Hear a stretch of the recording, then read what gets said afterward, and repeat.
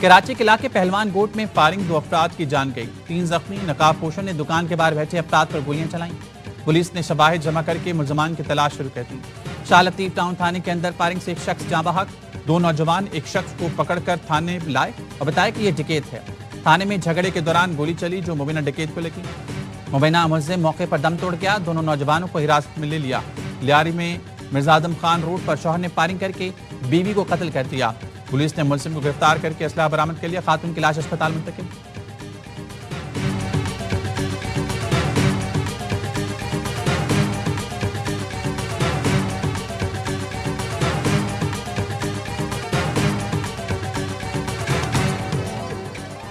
اور کراچی کے مختلف علاقوں میں کہیں ہلکی کہیں تیز بارش۔ عارف فیصل، ملیر، قائد آباد، شاہ فیصل کالونی، لانڈی، کورنگی، گلستان جوہر، گلشن اقبال اور دیگر علاقوں میں کہیں ہلکی کہیں تیز بارش، ٹھنڈی ہوائیں چلیں گی۔ 5 اگست مقبوضہ کشمیر کی تاریخ کا سیاہ ترین دن، جب مودی سرکار نے کشمیر کی خود مختاری ختم کر کے غیر قانونی تسلط قائم کیا۔ بھارت کی عالمی قانون شکنی کو 6 سال مکمل۔ پاکستان سمیت دنیا بھر میں یہ دن یوم استحصال کشمیر کے طور پر منایا جا رہا ہے۔ غیر قانونی بھارتی تسلط کے خلاف آج وادی میں مکمل ہڑتال ہے۔ کشمیر کا بچہ بزرگ، خواتین، جوان بھارتی فوج کے خلاف سینہ سپر ہیں۔ آج کے دن مودی سرکار نے مقبوضہ کشمیر کی خود مختاری ختم کی۔ کشمیری مسلمانوں کو اقلیت میں بدلنے کے لیے غیر کشمیریوں کو ڈومیسائل دیا گیا۔ RSS اور قابض بھارتی فوجیوں کو زمینیں لاٹ کی گئیں۔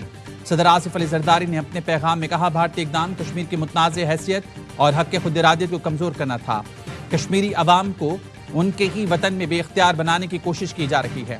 پاکستان کشمیری عوام کو ان کے جائز حقوق کے حصول تک سیاسی، سفارتی اور اخلاقی حمایت جاری رکھے گا۔ وزیراعظم شہباز شریف کا کشمیری عوام سے غیر متزلزل یکجہتی کا اعادہ۔ کہتے ہیں 5 اگست 2019 کے بھارتی غیر قانونی اقدامات کی شدید مذمت کرتے ہیں۔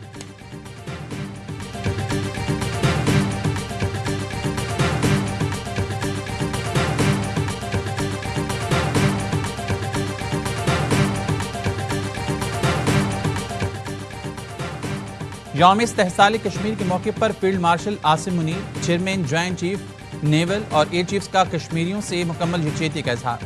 ISPR کا کہنا ہے، مسلح افواج اور اس کی قیادت کشمیریوں سے مکمل یکجہتی کا اظہار کرتی ہے۔ یوم استحصال کے موقع پر پاکستانی مسلح افواج مقبوضہ کشمیر کے عوام کی جدوجہد آزادی کی بھرپور حمایت کا اعادہ کرتی ہے۔ ترجمان پاک فوج نے کہا ہے، کشمیری عوام کا حق خود ارادیت UN قراردادوں کے مطابق تسلیم شدہ ہے۔ مقبوضہ کشمیر میں بھارتی مظالم، محاصرے اور انسانی حقوق کی خلاف ورزیاں ناقابل قبول ہیں۔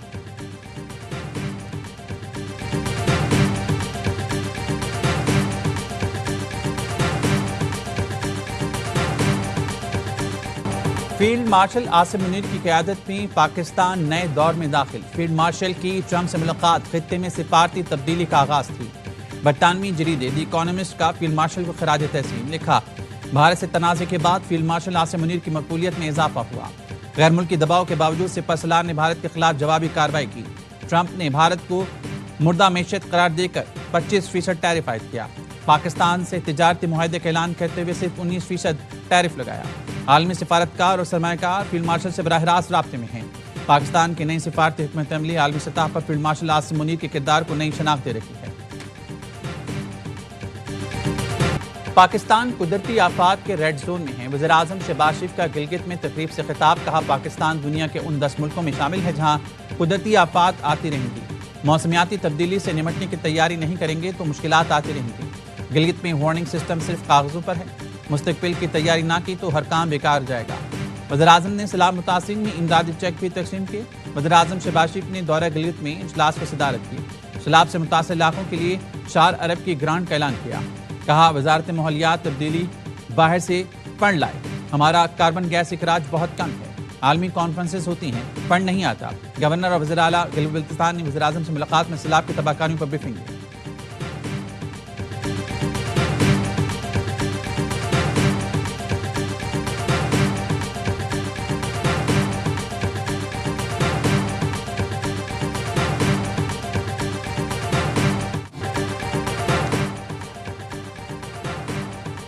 امریکی صدر ڈونلڈ ٹرمپ کا بھارت پر مزید ٹیرف لگانے کا اعلان، کہا بھارت روس سے تیل خرید کر بھاری منافع پر فروغ دے رہا ہے۔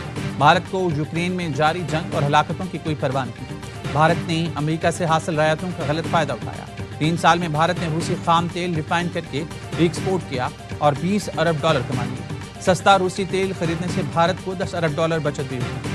امریکہ کو بھارت کے ساتھ $62 ارب کے تجارتی خسارے کا سامنا۔ ڈونلڈ ٹرمپ بھارت پر 25% ٹیرف لگا چکے ہیں۔ White House deputy chief Stephen Miller نے کہا بھارت کا روسی تیل خریدنا ناقابل قبول ہے، یہ جنگ کی فنڈنگ ہے۔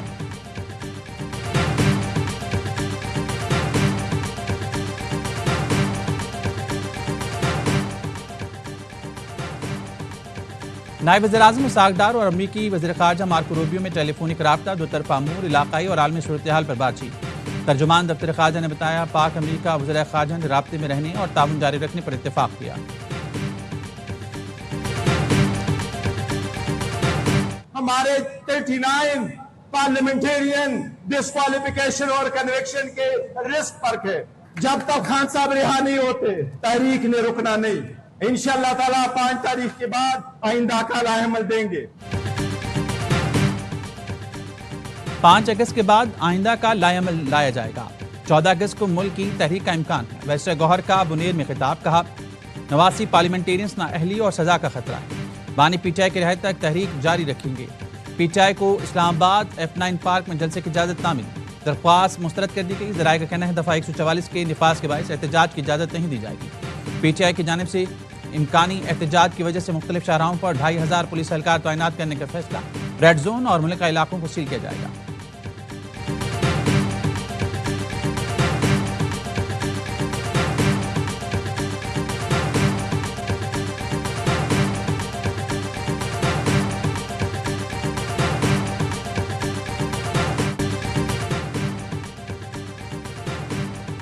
نو مئی کیا ہے تو بھگتنا پڑے گا، سزا ملی تو کون سا انصاف کا قتل ہو گیا؟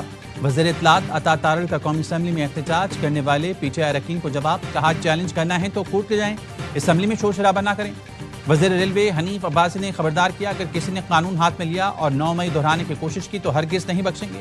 9 مئی اور 26 نومبر کے کال دینے والے پاکستان کے بدبخت ہیں، ان کی وجہ سے ملک ترقی نہیں کر سکے گا۔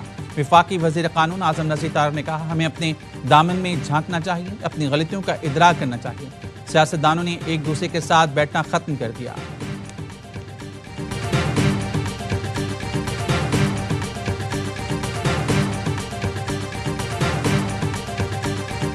یہ آپ کے ذہن میں ہو کہ ہماری جو پولیس یا ہماری فوج جس دہشت گردی کا مقابلہ کر رہی ہے وہ کوئی عام اسٹریٹ فائٹر یا کنٹوٹے یا کوئی جے خطرے نہیں ہے، یہ وہ لوگ ہیں جنہوں نے سپر پاور کو شکست دی ہوئی ہے۔ تو ان سے مقابلہ کرنے کے لیے آپ کو ایک سپر پاور قسم کی فوج، ایسی پولیس چاہیے۔ ہم نے مل کر یہ جنگ لڑنی ہے۔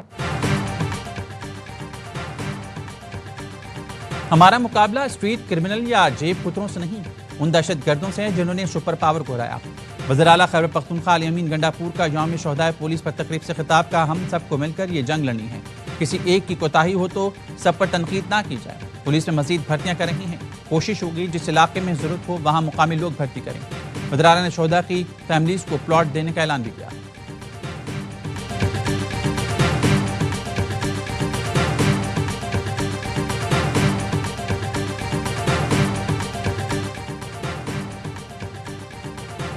سی پیک خطے میں ترقی کا عظیم منصوبہ ہے۔ سی پیک نے پاکستان چین تعلقات کو مضبوط شراکت داری میں تبدیل کیا۔ احسن اقبال کی بیجنگ میں میڈیا سے گفتگو، کہا چینی کمپنیز پاکستان میں سرمایہ کاری کے مواقع سے بھرپور استفادہ۔ وفاقی وزیر احسن اقبال کی بیجنگ کریں گے۔ چائنا اٹامک انرجی اتھارٹی اور چینی خلائی ایجنسی کے چیئرمین سے ملاقات ہوئی۔ جوہری توانائی خلائی تحقیق میں تعاون کو ترقیاتی اہداف سے ہم آہنگ کرنے پر تبادلہ خیال کیا گیا۔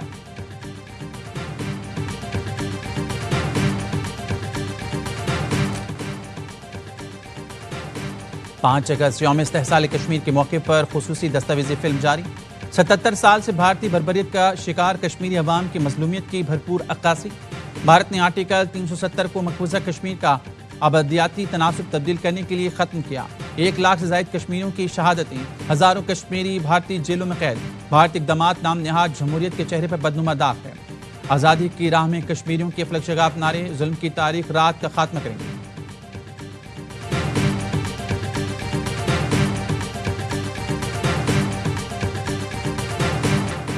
غزہ پر اسرائیلی فوج کے حملوں میں تیزی آ گئی۔ پناہ گزین کیمپس اور امدادی مراکز پر بمباری میں مزید 74 فلسطینی شہید۔ سینکڑوں زخمی، امدادی مراکز پر خوراک کے متلاشی، 36 فلسطینی بھی شہداء میں شامل۔ اسرائیلی فوج کی امریکی امدادی مرکز پر اندھادھند فائرنگ، 15 سال کے بچے کی ایک آنکھ ضائع ہو گئی۔ غزہ میں غذائی قلت سے مزید 6 افراد دم توڑ گئے۔ غزہ میں اسرائیلی یرغمالی بھی فاقوں کا شکار، قدس بریگیڈ نے ایک اور اسرائیلی یرغمالی کی ویڈیو جاری کر دی۔ قیدی کی نتن یاہو سے جنگ بندی کی اپیل۔